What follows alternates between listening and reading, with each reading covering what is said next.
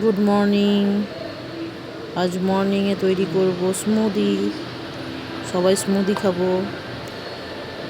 Banana, apple, একটা mixing বলে ফার্স্টে বেনানা কুচিয়ে নিয়েছি, তারপর আপেলগুলো ছোট ছোট করে কুচিয়ে নিয়েছি।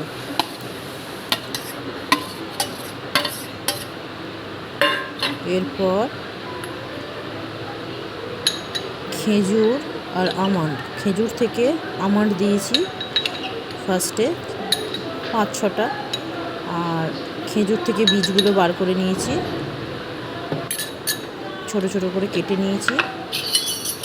এরপর তার সাথে রোলড ওটস,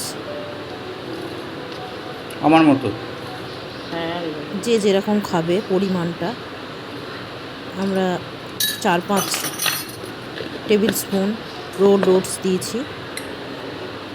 এরপরে ঘরে পাতা টক দই দেব, 50 গ্রাম মতন ঘরে পাতা টক দই দিয়েছি। এরপর 1 টেবিল স্পুন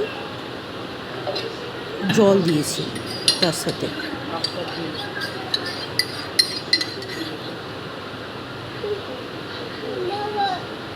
এটা মিক্সিতে দিয়ে ব্লেন্ড করে নেব।